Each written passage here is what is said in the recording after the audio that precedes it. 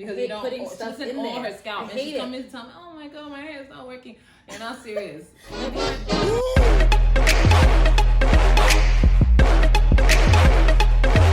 Yes, sir.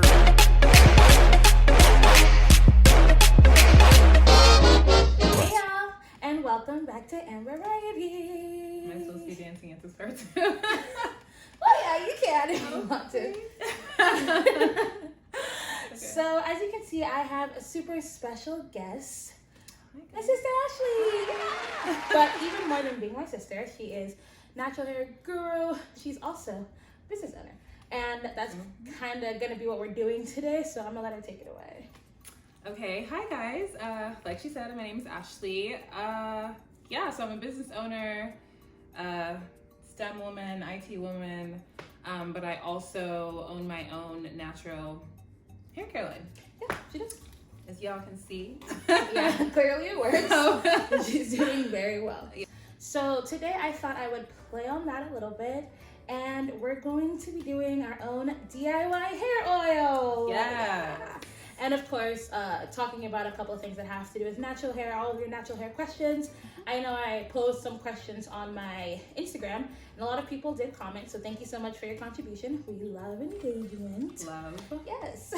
So I think the first one that really stood out to me was, well, there were two, but it's going to be one. So it's, I need my hair to grow because it is stalled, and talking about length and moisture retention. I think that, like, for natural girls and guys, that's just like the main thing. Like, our hair just needs that moisture. Okay, so guys, when we're talking about length and moisture retention, it's literally just being able to moisturize your hair efficiently and retain it. So when I say retain, I mean like seal it in, make sure it's still there. One thing, you need to keep your hair moisturized. That means you need to wash it. That means you need to, I guess depending on your hair type, wash it, co-wash, and deep condition.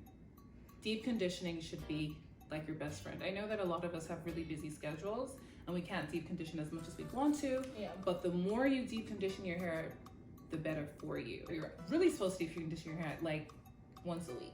And I know that's like, and I know that's very hard for people to do. So I say at least try to do it like twice a month. And when you do, make sure you need to know your hair porosity. I have a page, an Instagram page called Native Brew. That's the name of my company. Follow on Instagram. We have so many points and tips for you guys to see, like, you know, how to tell your hair porosity, because that's like a really big thing in the natural hair community. Is, definitely. You need to know your hair porosity because it just basically tells you how your hair retains moisture, so how it takes it in and retains it, and that'll help like with different products and with like managing your moisture. Okay, so I think we can move into our next question. You can read that for us. Okay, the next question is, I need a short routine that actually works. Yes, that's so important, because I know that I Oh my goodness. I unfortunately just don't have enough time. Like, maybe like the weekend, but even at that, like, it's so much work. So I think that honestly for me as well, like, this is a question that's really important for me. So I'm gonna let you do your thing. I'm sure you guys have heard, for natural people out there, you've heard of the LOC method, the LSC method, or the LCO method. So the L stands for liquid, the O stands for oil, and the C stands for cream.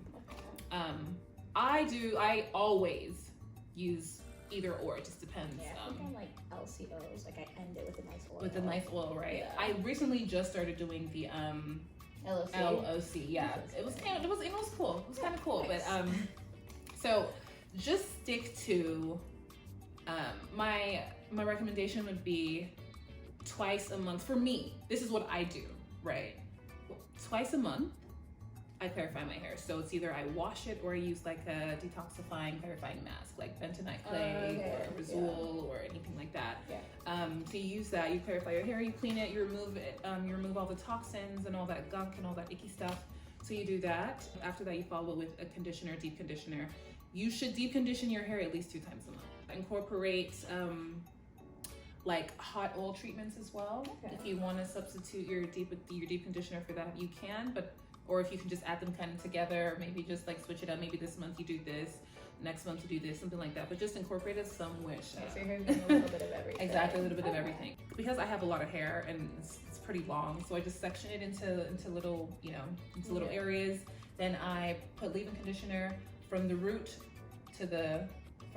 all the way to you work all the way. So work to the tips. Please don't forget your ends, because your ends are the oldest part of your hair. You need to protect that. So if you want to see some change in like length, you want to see the growth, you need to protect your tips, because those are the fastest and the easiest things to actually break off. Then I now put oil. Don't put too much, like just put like a dime size for each section. I would probably do like 4 sections, and just kind of like run it through, rake it through with your hands, or use the praying method. You do that, and then the cream, which is like hair cream, you know, hair butters, the shea butter mix, all those kind of things. That'll be the last thing you do. So or a hairdresser, something like that, and then that's it. Nice. If you want to use gel, I mean, you can do all that, but if you're just looking to grow your hair, do you know what I'm saying? Yeah. Just stick to those, and you'll be completely fine. And our last question is, my protective styles don't seem to be doing any protecting. Ain't that the truth? Like, honey, I feel like I have braids in, and I'm like, it might protect, it might not. We'll see what happens. You guys don't know what it is. The whole thing about natural hair, the main concept is you need to be able to put moisture in, figure out how to effectively put moisture in, and be able to seal it and keep it moving. So once you've done that through the steps that I had just mentioned, you do a protective style. You can do big twists, you can do cornrows. Cornrows are my best. You get big twists, you can do big dookie braids. You can do flat twists. Oh, those are like amazing. You can do flat twists, braids. So for the people who, so maybe like you've done this, but like you want to put braids into your hair, right? So like the actual like long braids, like people do. So like that's a protective style. That's also a protective style, but just make sure that the hair is not too heavy. Okay, so then just making it not too heavy. Yeah, not too heavy, because that can pull at the root, and then it's creating tension on your hair, and that's what causes balding. Eek. You know, okay. So now we are going to make our DIY hair oil. I, for one, have not the.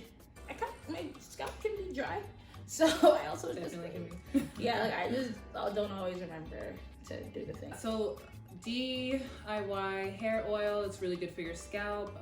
You need like scalp health when it comes to hair growth is so important. You need to keep your scalp stimulated so that growth can keep coming, pushing, right?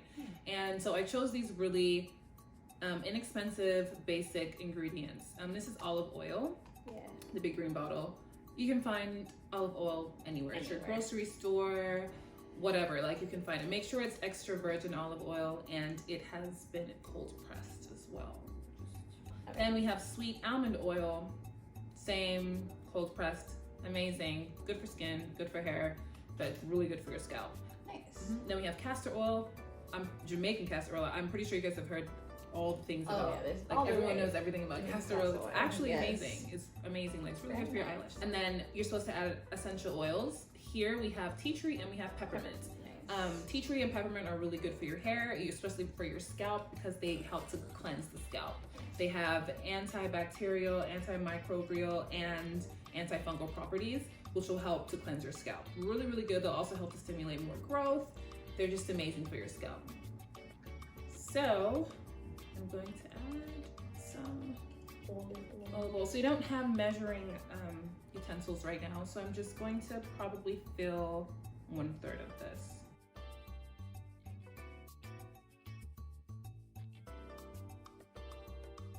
Okay, so we've, oh my gosh, poured half of it on the table. But that's okay. So yeah, but for the most part, 1/3. 1/3.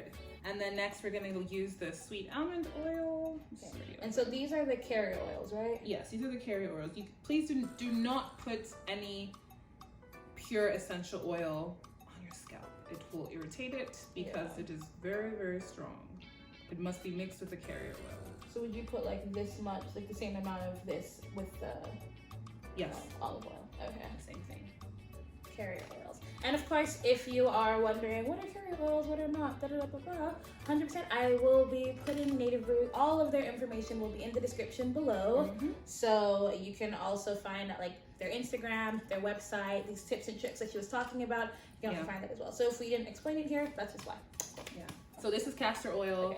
One of my favorite oils. Love, love, love. I'm gonna pour. So remember we did 1/3 of this, 1/3 of this. So there's 1/3 remaining.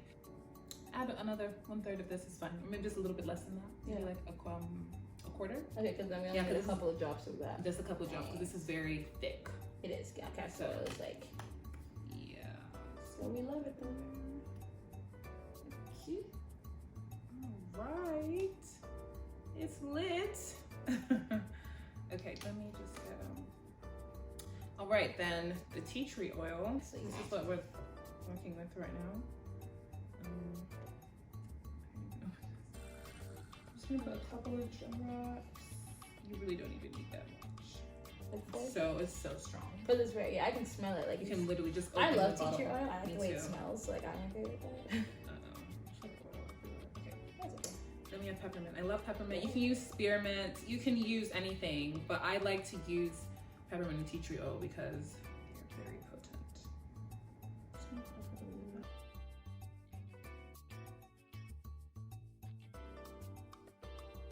There we go. So we have the oil. DIY hair oil. There you have it. There we have it, guys. So I don't know if I'm doing this correct. So just put it like this. Use your little thing. Apply it like that, and then just kind of like massage it in. Yeah. So Scalp how often, massages are really, really good. Yeah. So I was gonna say, how often would you say that we should use like a hair oil for your scalp? I would say, probably 3 to 4 times a week. Oh wow. Yeah. Well then, That's how much you should be doing it. I guess that brings us to the end of our video. A huge thank you to my older sister, Ashley. You are welcome. I've loved being here. Yeah, she's also, of course, the CEO and founder of Native Brew Hair Care. I sure am, honey. And they will be releasing products. If they're not already out, then they should be releasing them super soon because this is being posted later. Anyways, once again, if you need any of the information about Native Brew, I will be putting that in the description down below. Thank you so much for watching. This has been Amber Variety, and I will see you next week. Thank you.